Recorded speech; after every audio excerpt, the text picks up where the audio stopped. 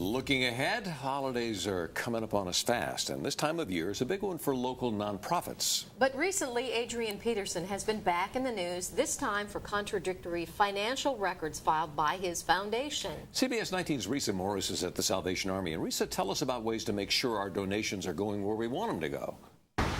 Mike and Jillian, this red kettle signifies the holidays and giving.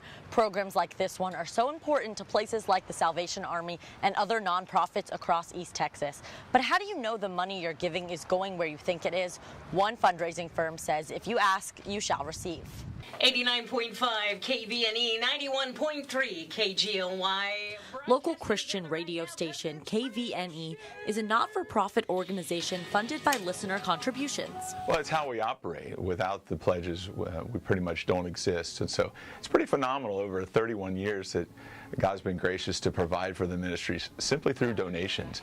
The donations are how the station pays the electric bill and stays on the air, but the money also helps other nonprofits across East Texas. There's a lot of people who have some great projects, great causes, and just can't get the word out. Sometimes a flyer is not going to do it, or an email blast.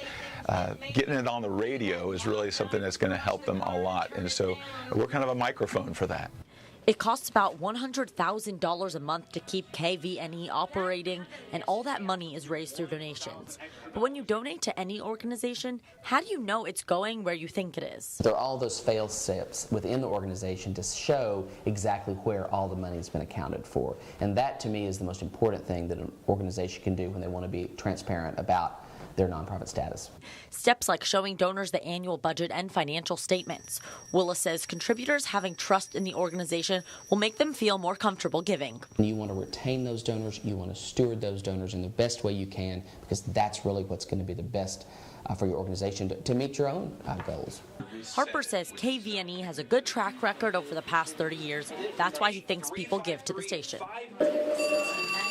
I think the crux of the call is really them calling and say, yeah, I want to give because I trust you guys and I know that your money is going to go where you say it's going to go.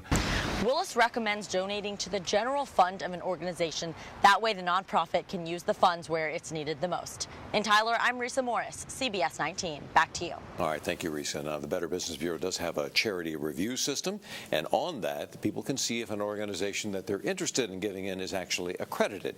So to find a link to go right to that, you can check out a charity. Head to cbs19.tv and click on the hot button.